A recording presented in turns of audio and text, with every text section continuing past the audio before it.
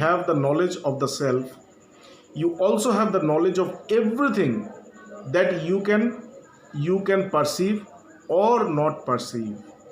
Slowly, the knowledge of everything gets manifested within you.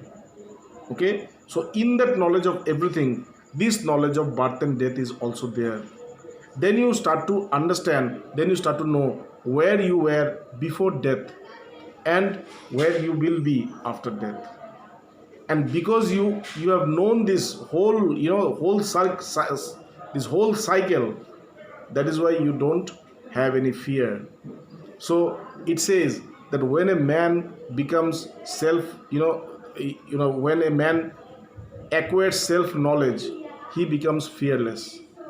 How does he become fearless? Because he knows that he will not die. He knows that death is not going to come. And all the fear originates within our mind from the fact that we will die. We will lose our existence. We will cease to exist. This is the point from where all the fears comes. So when I am, I know it very clearly that I will not, I will not cease to exist. I will always exist.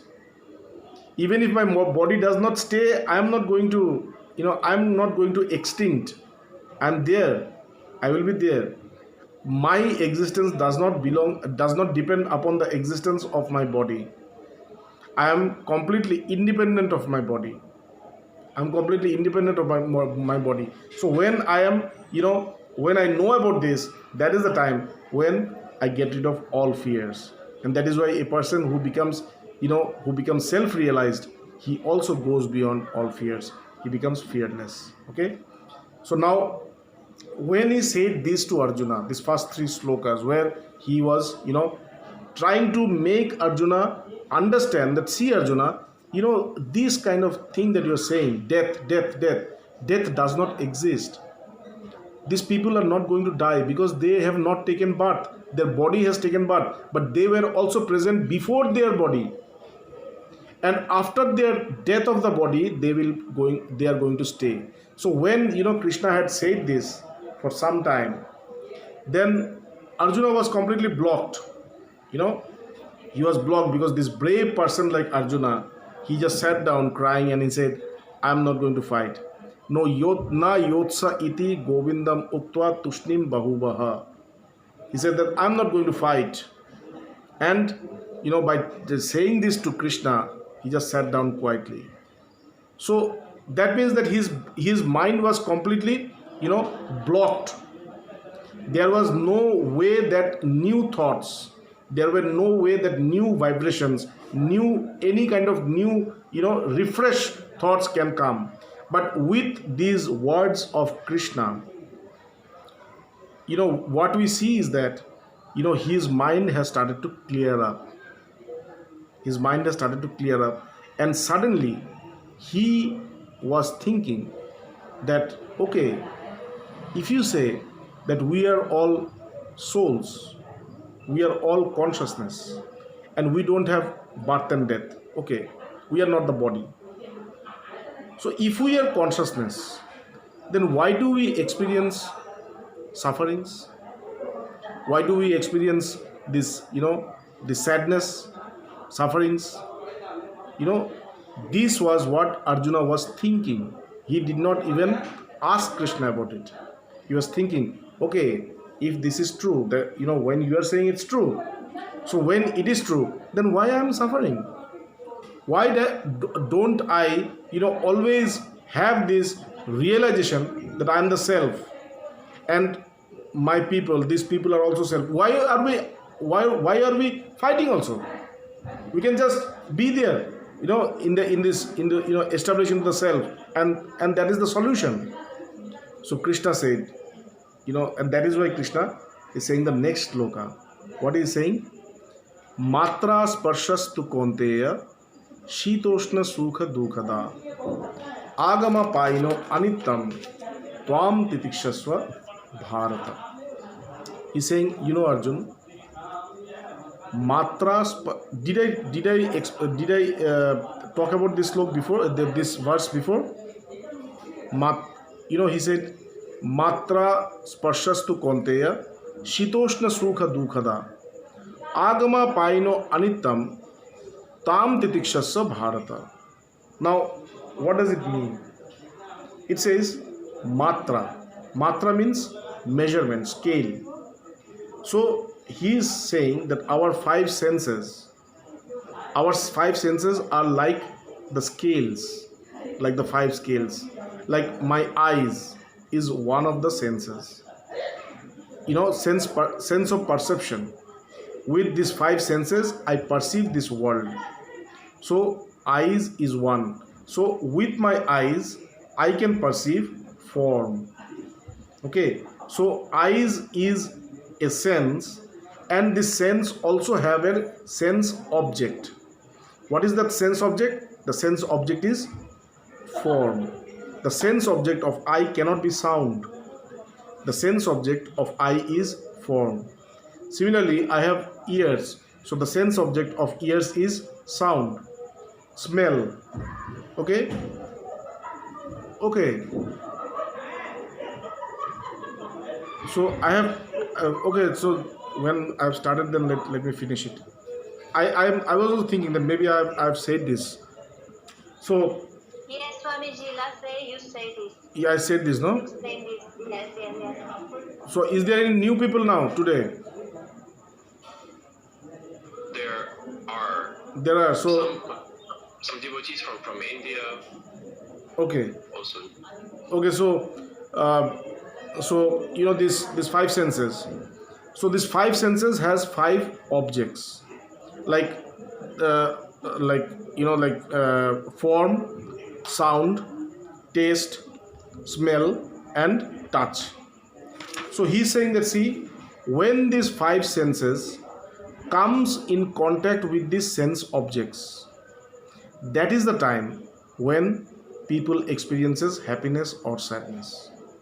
It's not about yourself. Yourself is beyond this. The senses, they cannot touch the self, or these sense objects, they also cannot touch the self, because these are not the object of the self. The self is fulfilled. It is always fulfilled. So there is no way that the self needs something. And because it does not need something, there is nothing by which there is nothing which becomes the object of the self. But the senses, or the mind, or the intellect, or the ego, they are not complete, they are not whole, they are not fulfilled. They are always, they have an origination, and they have a destination. They have an origination, and they have a completion. At one point they are going to finish. So because of this, they are limited, and because they are limited, so they always want to hold on to something which is the object. They always want to hold on something which is object. Okay. And that is why these objects of the senses are always untouched from the self. Yourself is not touched at all by these objects. Your senses are. And because of delusion, you think that you are this body, you are this mind, and that is why you gather these informations which the senses brings to you, and you process them, and you impose yourself into them, and thus this happiness and sadness are created. But it is not your attribute. These are the creation of the senses. Okay. And thus all this happiness and sorrow that a person experiences, it is only because he is ignorant of his own self. When he is aware about who he is, he will always be in a state of bliss. Yang labdha chaparang labhang manyate nadikam tata jasmin stitena dukhena gurunapi vichalyate. It says that when with the self knowledge you attain that, you attain that, yam labdha chaparam labhang manyate nadhikam tata. You attain that, after which you don't seek anything. You don't seek it, you don't need anything anymore, because you have already attained this, state of fulfillment. And there is a place, there's a plane, there is a state. When you go and reach that state, whatever sufferings are there, you don't become distracted. They cannot distract you at all.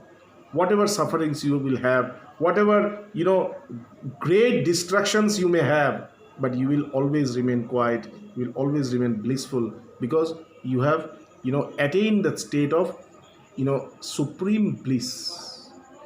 You have attained that state of supreme bliss. You have attained that state of permanent bliss.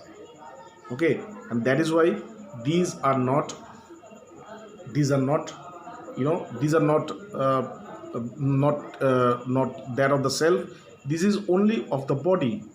And because they are of the body, because they are of the senses, that is why what you have to do, it says agama paino anittam stam titikshasya bharata. He says, see, you cannot stop them. They are like a phenomena. It's coming and going. They are a passing phenomena. It's coming and going. They will come and they will go, because they have an origination and they have a destination. So they will come and they will go. That is a passing phenomenon. So you cannot stop it. What you can do, you can just bear it. You can just bear it. That's it. The word that is used here is called titiksha. Titiksha means, as far as Vedanta goes, it says we experience three kind of sufferings in our life. Okay, three kind of sufferings. The first is from the nature. The second is from the destiny, and the third from our body and our mind. So these are the three, and that is why you will see that when we chant these mantras, we say Om Shanti, Om Shanti, Om Shanti 3 times. Why do we say this Om Shanti? Why do we say this Om Shanti 3 times? Because there are 3 kinds of sufferings, and while we say this Om Shanti 3 times, we are putting peace in all these 3 sufferings. Okay, so one is from the nature, one is from destiny, and the other is from your body and your mind. So these are the 3 causes of your sufferings. So what does titiksha mean? Titiksha means that though you will have these sufferings, though you will experience these sufferings, but you will not try to get rid of these sufferings. Just bear them, accept them. Okay, it's paining, let it pain. Because as it pains you, as you suffer, knowing that you can get rid of the suffering, but you are not getting rid of the sufferings, you're only accepting the sufferings. So while you accept the sufferings knowingly, what happens? Your mind becomes strong, your intellect becomes strong, your heart becomes strong. For a spiritual realization, you need a strong mind, you need a strong body, you need strong senses, you need strong heart. It is not so easy. Self-realization means when you come across death. When we say that self-realization means going beyond death. So going beyond death means at one point you will come face to face to death. This is true. At one time you will come to a point where you will see that next, what is the next step, you don't know at all. There is only this ocean of consciousness which is completely unmanifested, and you have to jump into that, not knowing whether you are going to come back or not. And if you don't jump, you miss. If you jump, you gain everything. That is the point which is very important. That is why you need a lion heart. You need your nerves of steel. You need a very strong body, a very strong will. It's not for everybody. Nayanatma balahinena labhya. In the Upanishad it says, Nayanatma balahinena labhya. Without strength, this Atma will not manifest. Nayanatma balahinena labhya na medhaya na bahuna sutena. Even if you have a lot of intellect, even if you have heard a lot about the self, if you don't have power, if you don't have strength of your mind to face that, face destiny, to face death, you are not going to get self-knowledge. Nayan Atma balahinena labhya na medhaya na bahuna. Very clear cut message, Na medhaya na bahuna sutena. Even if you can listen it from the best of your teachers, you can have your best of intellect, then also you are not going to have self-knowledge if you don't have strength. And if you have strength, then what will happen? Yame vangshu brinute tena labdhya. This, if you have strength, if you are ready to embrace death, okay, let death come. If I have to realize the self, and if it is destined that I have to go through death, I'm ready to accept it. If you have to go through death, the moment you accept it, that is the moment when the self also accepts you. Yamei vangshu brinute tena labdha. The moment he accepts you, that is the time when you get realized, you get accepted. The moment he accepts you, from your side you need will, strong will, power, strength, and when you have that, then he will accept you.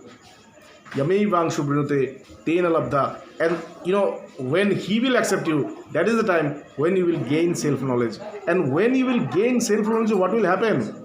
Tashaisha atma bibrinute tanum sham. And then what will happen? Your body, your mind, your intellect, everything, your all possession, your whole world will become consciousness. Better now. I have a lot of my boys here, so just let me show you. These all are, they come here in the ashram, they meditate, they listen to the classes. So what I was saying, yeah. So you need to have this strength. The moment you will have this strength, that is the time when the self will accept you, and when the self accepts you, that is the time when your everything will be, completely energized, completely spiritualized. You will be, you will be transformed into the consciousness. Chup karo, बैठो, अंग्रेज जल दे दो. And that is why you need this titiksha.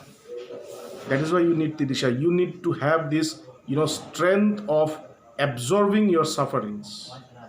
Don't try to get rid of your sufferings. Let yourself suffer. Let the body, tapa.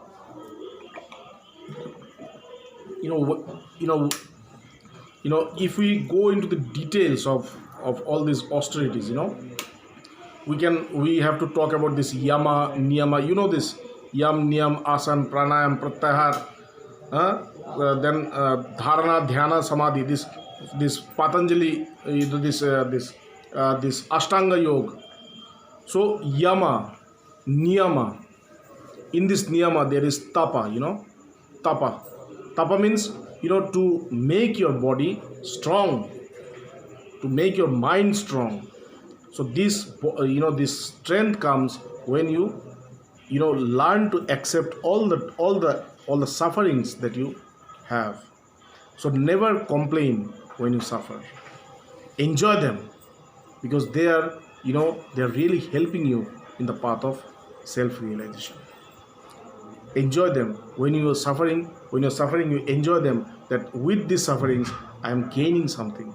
I am gaining the real, the real strength by which I'm going to realize the self. And that is what Krishna says in his next verse. What he says?